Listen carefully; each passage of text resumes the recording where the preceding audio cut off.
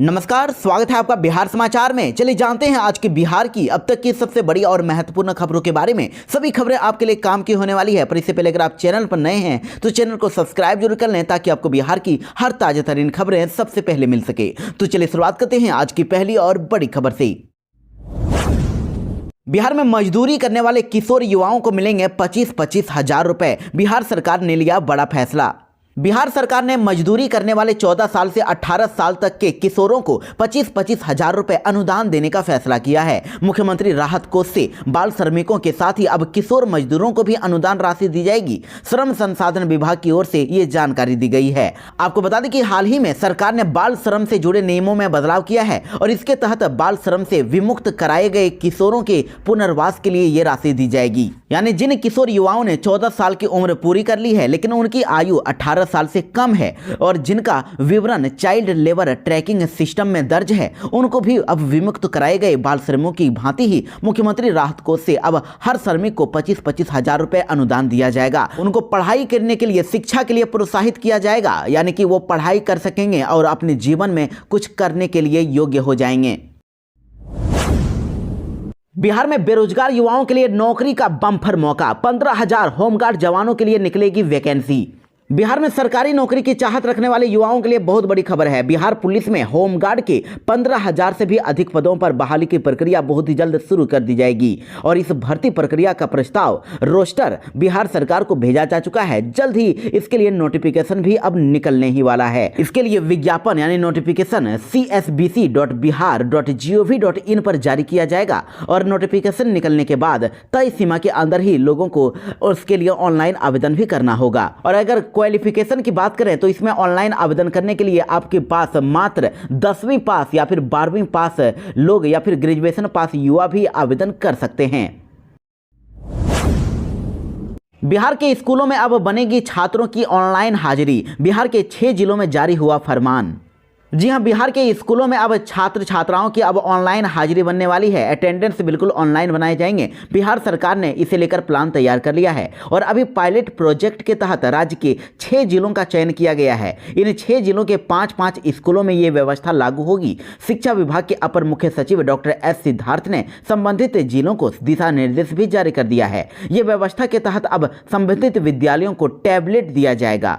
तो बिहार के पटना, नालंदा, वैशाली, जहानाबाद, सारण और भोजपुर जिले में ये व्यवस्था पहले लागू होगी। शुरुआत में कक्षा 3 के विद्यार्थियों की ऑनलाइन हाजिरी बनाई जाएगी और अगर ये सफल रहा तो फिर सरकार इसे पूरे बिहार के स्कूलों में भी लागू कर सकती है। और आपको ये भी बता दें कि पायलट प्रोजेक्ट के तहत इस योजना की शुरुआत 10 फरवरी से की जाएगी। मीडिया रिपोर्ट्स ने बताया है कि कक्षा 3 के सभी छात्र छात्राओं की ऑनलाइन अटेंडेंस अब ई शिक्षा कोष पोर्टल पर अपलोड किया जाएगा और रिपोर्ट में यह भी कहा गया है कि इसी के साथ पोर्टल पर क्लास का फोटो भी अपलोड करना होगा।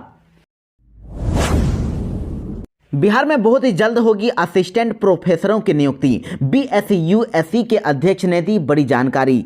जी हां, बिहार के विभिन्न यूनिवर्सिटी और कॉलेजों में अब सहायक प्राध्यापक यानी कि असिस्टेंट प्रोफेसर की नियुक्ति प्रक्रिया मई महीने में ही पूरी हो जाएगी। सहायक प्राध्यापक के 4,636 पदों के विरुद्ध अभी तक 2,707 का रिजल्ट जारी किया जा चुका है और इतिहास विषय के 316 पदों के लिए रिजल्ट फरवरी महीने के अंतिम सप्ताह में ही जारी कर दिया जाएगा। और वहीं देखिए, इसके साथ ही मार्च महीने में प्रिंसिपल की नियुक्ति के लिए इंटरव्यू भी होने वाले हैं। राज्य विभिन्न अंगीभूत कॉलेजों में यानी महाविद्यालयों में अब प्रिंसिपल के रिक्त पदों पर नियुक्ति के लिए साक्षात्कार यानी कि इंटरव्यू होली के बाद मार्च महीने के तीसरे सप्ताह में शुरू कर दी जाएगी। और ये जानकारी बिहार राज्य विश्वविद्यालय सेवा आयोग यानी BSUSC के अध्यक्ष प्रोफेसर गिरीश कुमार चौधरी ने प्रेस वार्ता में दी है। बिहार में अब बिजली चोरी को पकड़ने के लिए हर होगी घर में जांच। 7,000 से अधिक उपभोक्ताओं की लिस्ट आई सामने। जी हां, बड़ी खबर आ रही है। देखिए, बिहार के समस्तीपुर जिले से समस्तीपुर विद्युत अंचल के अंतर्गत एक चौंकाने वाला मामला सामने आया है। इस साल 7,000 से भी अधिक ऐसे उपभोक्ता पाए गए हैं जिन्होंने पूरे साल में एक भी यूनिट बिजली का उपयोग नहीं किया है। विद्युत विभाग अब इन सभी उपभोक्ताओं की गहन जांच कर रहा है। हर घर में ये जांच की जाएगी। आखिर ये उपभोक्ता बिजली का उपयोग क्यों नहीं कर रहे हैं या फिर कोई बिजली चोरी तो नहीं कर रहा है। और ऐसी संभावना है कि या तो उपभोक्ता बिना बिजली के ही रह रहे हैं या फिर फिर अवैध रूप से बिजली की खपत कर रहे हैं, बिजली चोरी कर रहे हैं। ये ऐसे उपभोक्ता हैं जिन्हें घर में स्मार्ट मीटर नहीं लगा हुआ है। बिहार के शिक्षकों को अब मानना होगा नया नियम। मिड डे मील में फर्जीवाड़ा रोकने के लिए शिक्षा विभाग ने जारी किया नया प्लान। जी हां, बड़ी खबर आ रही है। बिहार में अब सभी सरकारी प्रारंभिक विद्यालयों में हर रोज कितने बच्चों ने मिड डे मील यानी कि मध्याह्न भोजन खाया, इसका अब प्रमाण पत्र तैयार होगा। इसका प्रमाण पत्र पर विद्यालय के हेडमास्टर के साथ ही स्कूल में उपस्थित सभी शिक्षकों के हस्ताक्षर अनिवार्य रूप से होंगे, यानी कि सभी को सिग्नेचर करने होंगे। यदि कोई भी शिक्षक प्रमाण पत्र पर अगर सिग्नेचर नहीं करेंगे तो उनका अटेंडेंस नहीं माना जाएगा, उनको अनुपस्थित माना जाएगा। इस संबंध में शिक्षा विभाग के अपर मुख्य सचिव डॉक्टर एस सिद्धार्थ ने सभी जिला शिक्षा पदाधिकारियों को निर्देश जारी कर दिया है। बिहार के 18 रेलवे स्टेशनों पर खुलेगा शॉपिंग मॉल और मार्ट, मिलेंगी एयरपोर्ट जैसी सुविधा। बिहार में पूर्व मध्य रेलवे के दानापुर मंडल के अंतर्गत 18 प्रमुख रेलवे स्टेशनों को अब एयरपोर्ट की तरह ही विश्व स्तरीय सुविधाओं से लैस करने की योजना बनाई गई है। और इस महत्वाकांक्षी परियोजना के तहत पटना जंक्शन, दानापुर, पाटलिपुत्र, बक्सर, पटना साहिब, डुमरांव और दिलदार नगर, आरा के साथ अन्य स्टेशनों का सिलेक्शन किया गया है। रेलवे बोर्ड के दिशा निर्देशों के तहत अब इन स्टेशनों को अमृत भारत योजना के तहत विकसित किया जाएगा और इन स्टेशनों पर यात्रियों को shopping mall, multi level parking, food plaza और साथ ही होटल जैसी आधुनिक सुविधाएं मुहैया कराई जाएगी। साथ ही यात्रियों के आवागमन के लिए भी विशेष व्यवस्था की जाएगी। बिहार वालों के लिए खुशखबरी, बिहार में अब दौड़ेंगी देश की पहली स्लीपर वंदे भारत और 4 नमो भारत ट्रेन। जी हां, बिहार में देश की पहली स्लीपर वंदे भारत ट्रेन चलने वाला है। इसके साथ ही लोकल ट्रेन में सफर करने वाले यात्रियों को भी अब यात्रा के समय अब गर्मी और ठंड से राहत मिलने वाली है। बिहार में रेलवे पैसेंजर ट्रेन की तरह अब नमो भारत ट्रेनें चलाने की तैयारी शुरू कर दी गई है। इसमें गर्मी और ठंड में सफर करने वाले यात्रियों को राहत मिलेगा। दरअसल यह ट्रेन एसी होगा, यानी कि एयर कंडीशनर वाला ये ट्रेन होगा, जिसमें दोनों तरह की सुविधा होगी। रेलवे की सूत्रों का कहना है कि पहले फेज में बिहार को 4 नमो भारत ट्रेन मिलने की संभावना है। ये ट्रेनें कम दूरी वाले शहरों में चलेंगी और इससे डेली अप डाउन को सीधा सुविधा मिलेगी। इस बात की जानकारी रेलवे मंत्री अश्विनी वैष्णव ने पत्रकारों से बातचीत करते हुए ये जानकारी।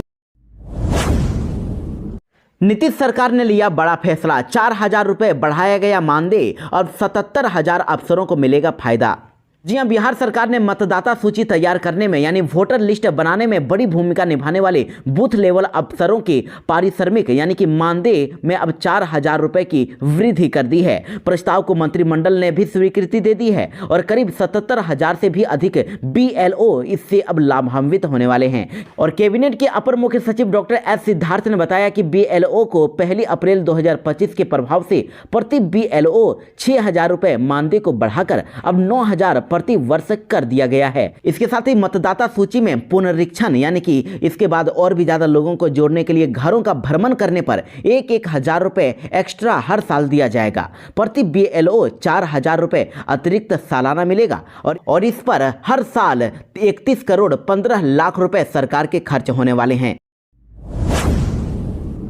राहुल गांधी पटना आए थे, लेकिन कांग्रेस का वोट बढ़ाने आए या घटाने आए, ये अब सवाल खड़ा हो रहा है। 2,000 भी लोग नहीं जुट पाए, जिसकी जयंती थी उसका नाम भी नहीं बोल पाए राहुल गांधी। बिहार में इसी साल विधानसभा चुनाव होने वाले हैं। तमाम पार्टियां चुनावी तैयारियों में जुट गई है। चुनाव सामने है, इसके लिए कांग्रेस के नेता राहुल गांधी 20 दिनों के भीतर दूसरी बार पटना के दौरे पर पहुंचे। लेकिन 5 फरवरी को राहुल गांधी के कार्यक्रम से कई अब सवाल खड़े हो रहे हैं। सवाल यह है कि राहुल गांधी के दौरे से बिहार में कांग्रेस मजबूत हो रही है या फिर उसके पूरी तरह से रसातल में पहुंच जाने का संकेत मिल रहा है। पटना में देखिए, राहुल गांधी के कार्यक्रम से कांग्रेस की भारी फजीहत हो गई है।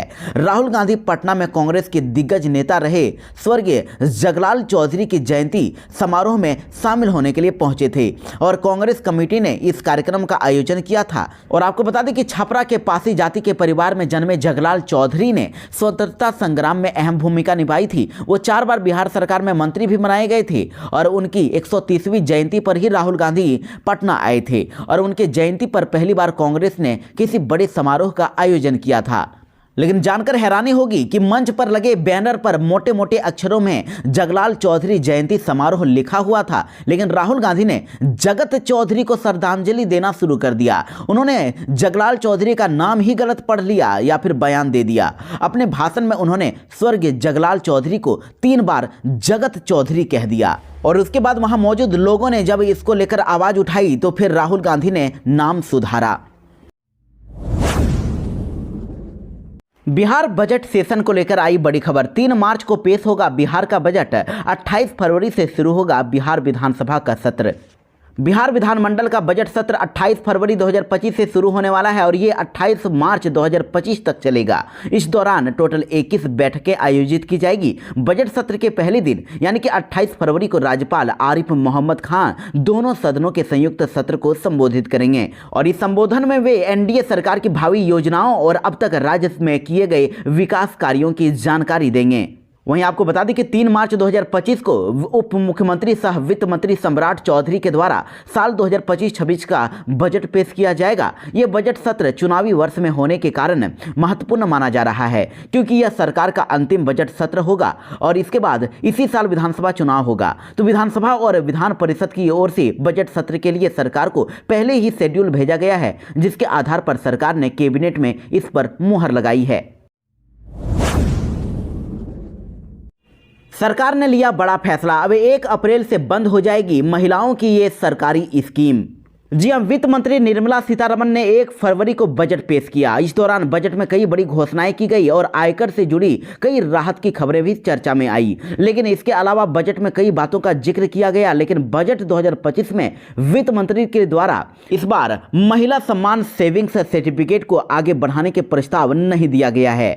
जानकारी के लिए आपको बता दें कि बजट 2023 में केंद्र सरकार ने इस स्कीम की घोषणा की थी। ये पोस्ट ऑफिस की छोटी बचत स्कीम है। इस बारे में 31 मार्च 2023 को नोटिफिकेशन जारी किया गया था। नोटिफिकेशन के अनुसार यह स्कीम 2 साल के लिए मान्य थी, यानी 31 मार्च 2025 के बाद ये स्कीम बंद हो जाएगी और इसमें कोई भी पैसा नहीं लगाया जा सकेगा।